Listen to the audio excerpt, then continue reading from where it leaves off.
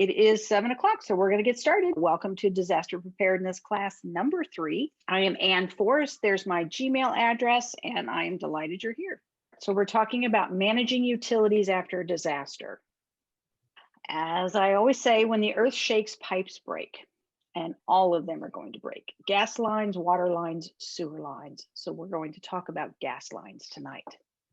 After an earthquake, what you're going to do first is check on people and pets. And this is just a really quick check, making sure everybody is alive and not trapped and everybody's breathing. Scoop up your pet, think of some place to put them where they're nice and safe. Hopefully a kennel, you can put them in your car, you can throw them in a closet, wherever. Get them secured so they're not walking around your house stepping on broken glass or pottery. So a real quick check on people and pets, and then you want to turn your attention to utilities. And the first one we're going to talk about is natural gas. And then we'll talk about electricity, and then it'll be water. Fires are very common after earthquakes, super, super common. And it's because of natural gas leaks. There's nothing else really going on after an earthquake other than natural gas pipes break, the gas leaks, something sets it on fire, and then it's really, really difficult to put out fires after they've started after an earthquake. So fires are very common after earthquakes. And because of that, a lot of places have the fire department coordinating the response after an earthquake because their needs are so big, they really have to get those fires under control. That's why we emphasize controlling your utilities so that you do not have gas fires in your home or anywhere around you. It is vital that all household members know how to shut off natural gas. Start by finding your gas meter. If you have natural gas service, a meter like this one will be located somewhere outside along the perimeter of your house or apartment building. Next, make sure everyone knows when to turn off the natural gas. You only want to shut off the natural gas if you have some reason to believe there is a leak. Either 1, you smell natural gas, which is a sulfur or rotten egg-like odor, or 2, you hear natural gas leaking, which will be a hissing sound. If you do believe that there is a gas leak, locate a wrench, which you will need to shut the gas off. Make sure everyone knows where to find the wrench in your home so they can quickly access it. You could even keep the wrench outside, located with the gas meter. Make sure you regularly clear debris and bushes to make sure that you have an easy path to your gas meter. Locate the shutoff valve. The shutoff valve looks like this. When the gas is on, the valve is parallel to the pipe. To turn the gas off, place the wrench around the shutoff valve and turn the valve 90 degrees until it is running crosswise to the pipe. You can turn the valve either way, just as long as you stop when it is running perpendicular to the pipe. If you have turned off your gas, for your safety, do not turn it back on yourself. Contact your gas company to do so. So you're going to turn off your gas if you smell gas, which is the sulfur or rotten egg smell, or if you hear hissing. Turn it off if you hear it or smell it, and only if you hear it or smell it. Otherwise, leave it on. Here's some tools that you want to think about locating in your house. If you have to buy one, it's a shame. But anyway, get some kind of a tool that will turn off that gas meter. And again, you're going from running in line with the pipe to running across the pipe. That's when it's turned off. So any of these tools are really handy to have. Think about securing it next to your gas meter so that it's there when you need to turn off the gas. Once you have turned it off, do not turn it back on yourself. The reason you turned it off is because you thought there was a leak. So you really don't want to turn it back on without having it checked out by a professional and getting those leaks fixed. And then we're going to talk about a seismic gas shutoff valve. This is an optional thing. I don't believe it is required here in Seattle. It is, I think it's required in California and maybe a serious option in Oregon. This is one that can get installed here in Seattle. But if the piping contains something flammable, like natural gas, and it breaks, it then feeds the fire that follows the earthquake. That's where the seismic gas shutoff valve comes in. In principle, it's pretty simple. The ground shakes, the valve shuts. Let's take a look at the valve I have here today. It's got windows. And we can see inside that there's a steel ball under the red cap sitting on a seat that's holding the valve in the open position. In an earthquake, that ball would be dislodged and the valve would shut, like that. Now to reset the valve is quite simple. Just takes a screwdriver. We're back in the open position. Gas is flowing. One of the historic concerns has been nuisance operation. That if you had a press in your building, if you had train tracks beside your building, that the normal vibrations might activate it. I'm going to simulate those normal vibrations by just gently tapping, and you can see the valve's not operating. But then when an earthquake comes, the intensity gets greater and the valve operates. I think they're close to $400 to $500 to have installed. They're not cheap, but very handy if you're away from home a lot. They will turn off if there's a sizable earthquake. I want to say it's about a 5 point something. So something to consider. When we talk about managing utilities, we want you to manage your natural gas and then electricity. So you're going to turn off your electricity at the main fuse box or your electric panel if you see sparks or broken or frayed wires, or if you smell burning insulation. So other than that, leave it on. It will be very, very handy for just staying in your house. And then do not step in water to get to the fuse box or your electrical panel. So that's something you really need to keep an eye on. So natural gas, you turn it off only if you smell the gas or hear the hissing. And the reason you don't want to turn it off otherwise is that you don't want to be deprived of what natural gas brings to your house, whether that's the ability to cook or keep yourselves warm or whatever natural gas runs in your house. If you don't need to turn it off, don't turn it off. Electricity, turn it off if you see sparks, have broken or frayed wiring, or smell that insulation smell. And then water, you're always going to turn it off after an earthquake because it's so simple to turn it back on. But you want to make sure that the water that you're bringing into your house is clean, and you're not going to know that until somebody in authority says, yep, we did a test on all the pipes, everything's good, go ahead and bring water into your house. So that was utilities. That's the 3 things you need to remember about utilities. And now we're going to turn to sanitation. And this one's super, super important.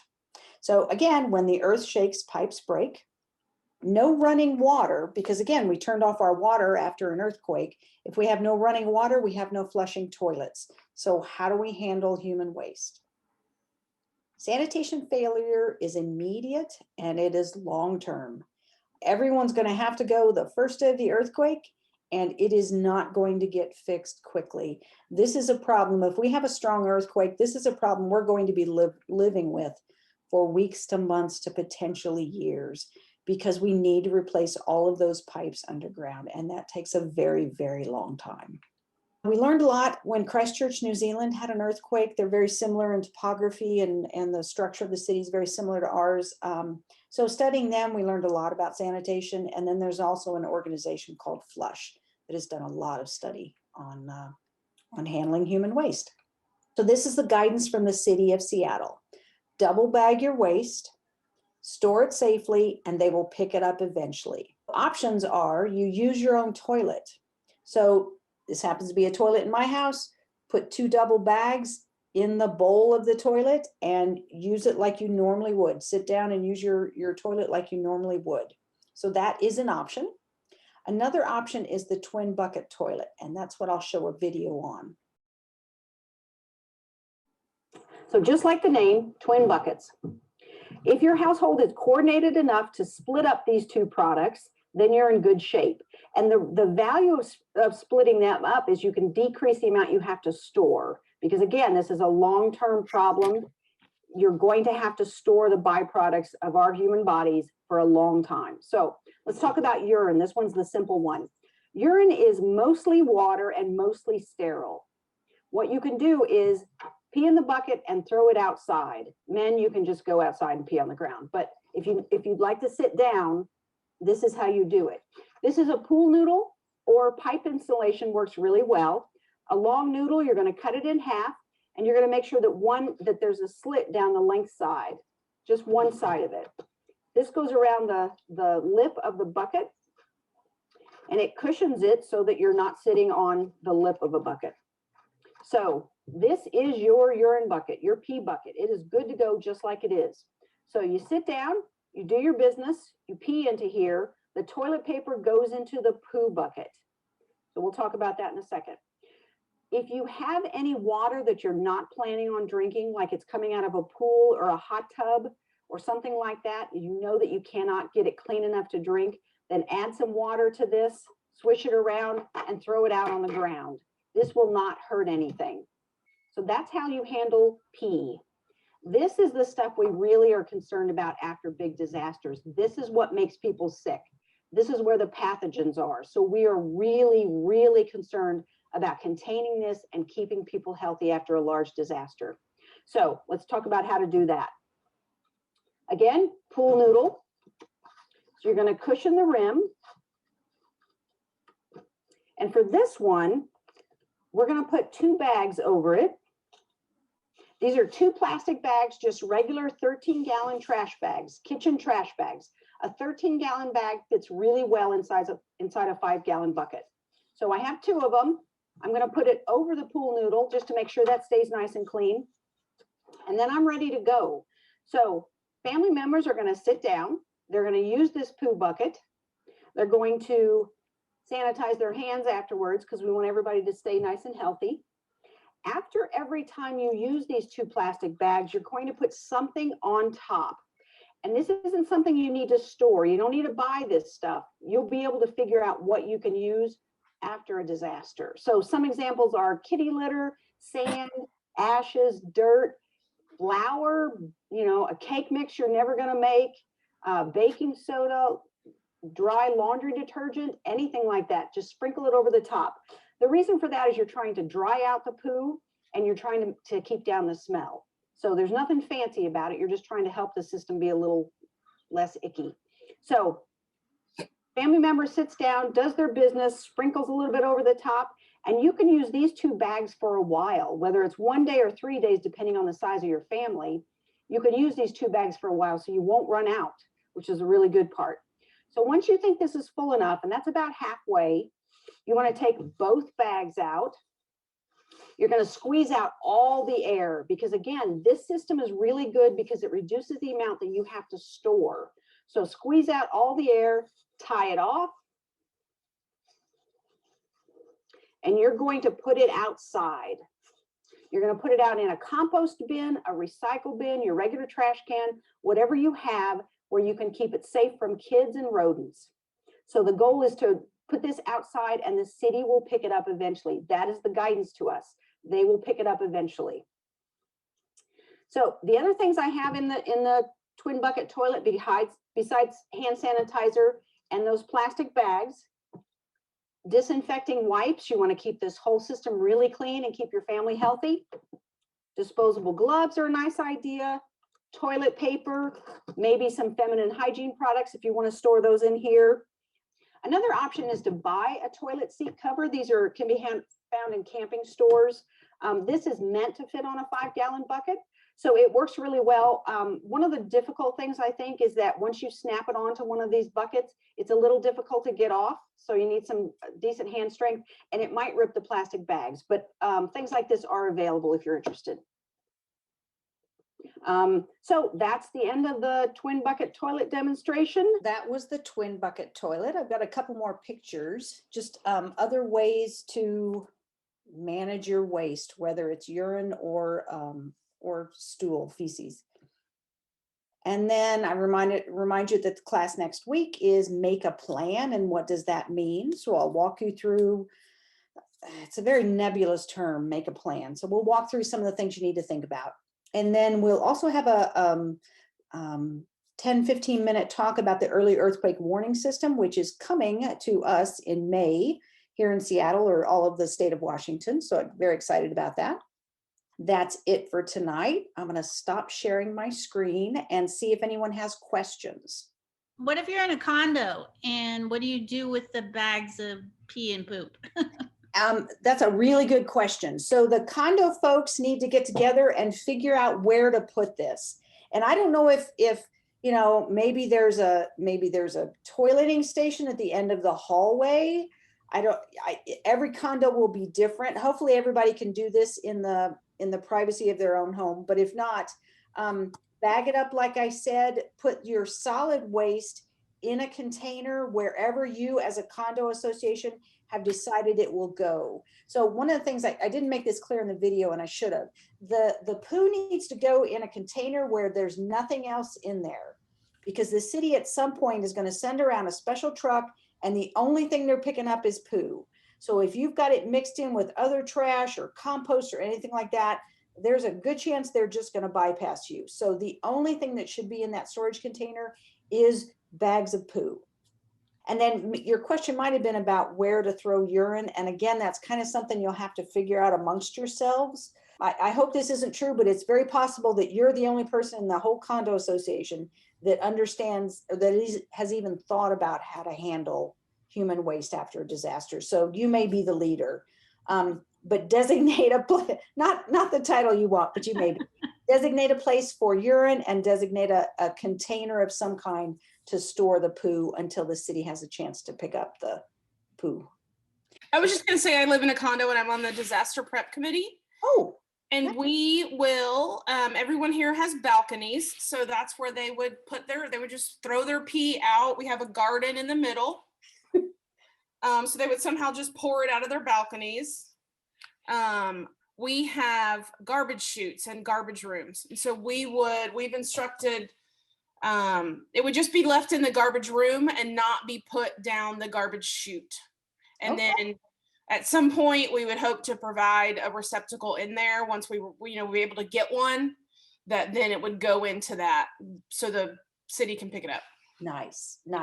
That makes a lot of sense. Hey, Anne, I have a question. Yes, go ahead.